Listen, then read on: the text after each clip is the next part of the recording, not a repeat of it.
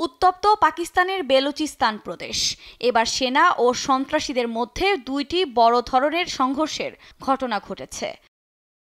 গণমাধ্যমের তথ্য বলছে, বেলুচিস্তান প্রদেশের কালাত জেলার মাঙ্গোচর শহরের কাছে আধা সামরিক বাহিনী বহনকারী একটি গাড়ি আকস্মিক আক্রমণের শিকার হয়।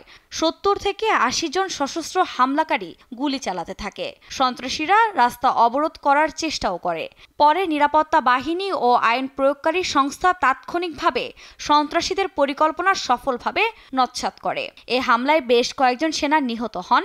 প্রাণহানির খবর পাওয়া গেছে সশস্ত্র হামলাকারীরও। পাকিস্তানের এই অঞ্চলে সম্প্রতি সাম্প্রদায়িক, জাতিগত ও বিচ্ছিন্নতাবাদী সহিংসতা বৃদ্ধি পেয়েছে। নিরাপত্তা বাহিনী ও সন্ত্রাসীদের মধ্যে প্রায়ই সংঘর্ষের ঘটনা ঘটে। সবশেষ শনিবার বড় ধরনের সহিংসতার খবর এলো। এ হামলার নিন্দা জানিয়েছেন দেশটির প্রধানমন্ত্রী শাহবাজ শরীফ।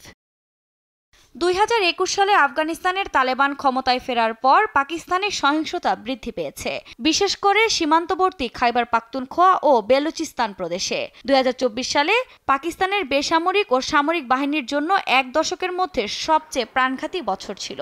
Centre for security and strategic স্টাডিজের বার্ষিক নিরাপত্তা প্রতিবেদনে বলা হয়, ২০২৪ সালে পাকিস্তানের নিরাপত্তা বাহিনীর কমপক্ষে ৬৮৫ জন সদস্য নিহত হয়েছেন।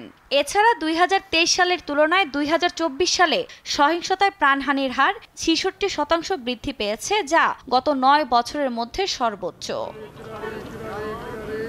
আফরিন মৌ, নিউজ ডেস্ক, দেশ টিভি।